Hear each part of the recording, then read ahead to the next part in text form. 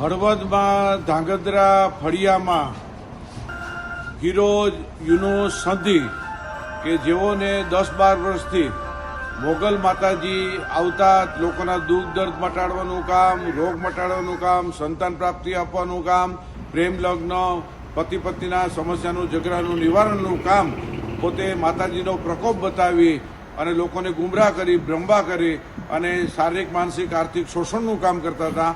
આજે હળવદ પોલીસ સ્ટેશનની મદદથી તેમને પોલીસ સ્ટેશને લાવવામાં આવેલ છે અને આ શખ્સ છે કે જેઓએ સરકારી જમીન દબાવી અને ગૌશાળા ઊભી કરીને લોકોમાં વિશ્વાસ સંપાદનનું કર્યું છે અને આ વ્યક્તિ છે એનાથી અનેક લોકો પીડિત હતા. તેઓ જાતા સમક્ષ આવી અને કીધું કે દોરા ધાગા, ટેક અપાવે અને બ્રહ્મા નાખે છે અને જે સારવારમાં વિલંબ કરાવે છે, જે કાનૂની અપરાધ છે, ગુનાને પાત્ર છે.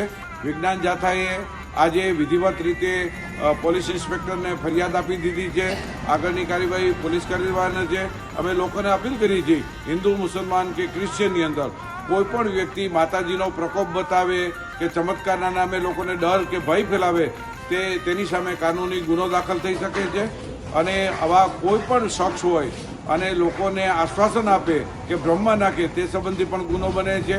અને વિજ્ઞાન જાથા આ સમગ્ર ભારતની અંદર લોકોને જાણકારી આપે છે કે નવા વિધેયક પ્રમાણે કે કોઈને બ્રહ્મા નાખવું કે આશ્વાસન, ચમત્કાર બતાવી અને લોકોને ગેરમાર્ગે દોરવું એ કાનૂની તમે કોઈ પણ વ્યક્તિ પોલીસ સ્ટેશનમાં ફરિયાદ દાખલ કરી શકો છો અને લોકો જાગૃત રહેવા જાથા અપીલ કરે છે.